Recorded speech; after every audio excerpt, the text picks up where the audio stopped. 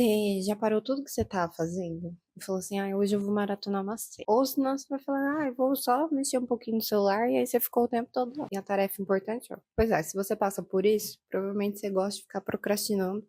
Eu te entendo, não te julgo, mas eu vou te explicar como que você para de procrastinar e começa a fazer o que precisa ser feito. Então vamos lá. Primeira coisa que você precisa entender.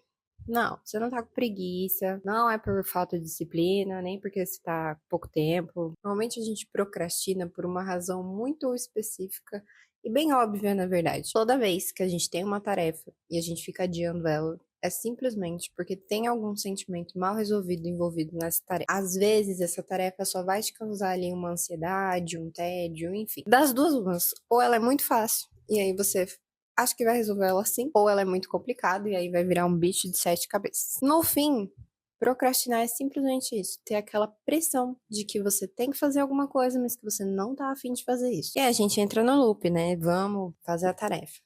Aí enrola, não faz a tarefa. Aí se sente culpa porque você não fez a tarefa. Aí você adia a tarefa. Toda vez que você faz isso, a tarefa vira aquele monstrinho na sua cabeça de tipo, meu Deus, eu não quero fazer isso. Pra resolver isso, eu vou te fazer a primeira pergunta e a primeira coisa que você tem que se perguntar.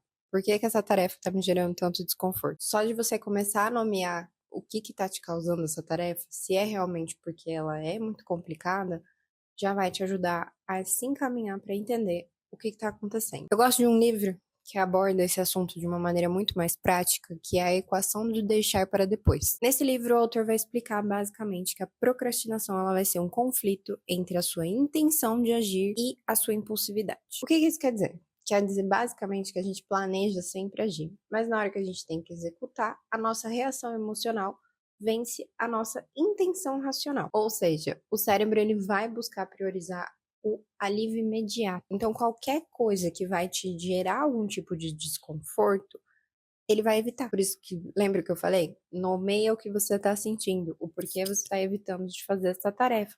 Porque quando a gente descobre o que está acontecendo, fica mais fácil de identificar como você vai resolver isso. E agora sim vem a diquinha prática para você que está procrastinando. Funciona para mim, eu espero que funcione para você também. Que é basicamente você dividir a tarefa em micro passinhos.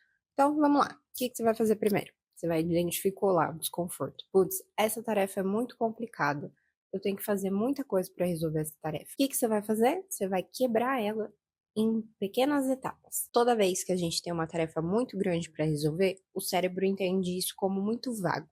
Então ele acaba fazendo com que essa tarefa se torne muito maior do que ela é. Vou te dar um exemplo bem simples. Se você tem que fazer a apresentação de um trabalho, por exemplo, você vai colocar lá, fazer a apresentação de um trabalho. Dentro dessa apresentação de trabalho, você vai colocar, pesquisar as referências. Depois você coloca, vou escrever os tópicos principais e montar os slides. Pronto, você já quebrou a tarefa em 3 partes e isso já vai facilitar para que você comece a executar essa tarefa. Esse visual de ter as tarefas assim quebradinhas facilita o que eu vou te dizer agora, que é simplesmente trabalhar em blocos. Então você não vai ter aquela maratona de desenvolver um projeto super rápido e fazer isso dar certo.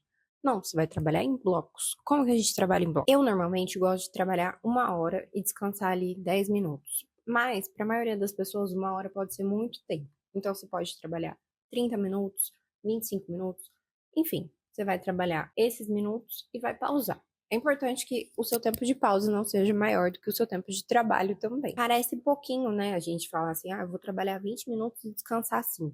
Mas é exatamente por isso que funciona. O seu cérebro vai aceitar muito mais fácil trabalhar em pequenos blocos, com menos tempo, do que em trabalhar em 2 horas, 3 horas, tudo de uma vez. Assim, você não vai ficar dependendo só da motivação, ou só quando, tipo, a tarefa tá no auge, você tá, meu Deus, eu preciso terminar isso agora. Não, você vai conseguir fazer isso com muito mais calma. Se de repente você se interessou um pouco sobre isso, você também pode pesquisar sobre a técnica de Pomodoro. Funciona muito bem e eu vou deixar uma referência aqui na descrição, caso você tenha curiosidade. Enfim, entendeu que a procrastinação é simplesmente um sentimento desconfortável de ter que iniciar uma tarefa e que não é simplesmente só a sua falta de vontade de fazer alguma coisa ou uma preguiça de fazer alguma coisa. No fundo, se você entender o que está te causando esse desconforto, se você conseguir organizar suas tarefas em micro passinhos, com certeza você vai diminuir pelo menos o fluxo de procrastinação. Então, não, você não vai precisar de uma virada de chave super importante, nem nada desse tipo. Se de repente você chegou até aqui nesse vídeo, você já deixa o like, se inscreve no canal e Bora fazer a tarefa, né, gente? Vocês estão esperando o quê? Me conta aqui se você saiu daqui e foi fazer a tarefa ou se você ainda tá enrolando. Até o próximo vídeo.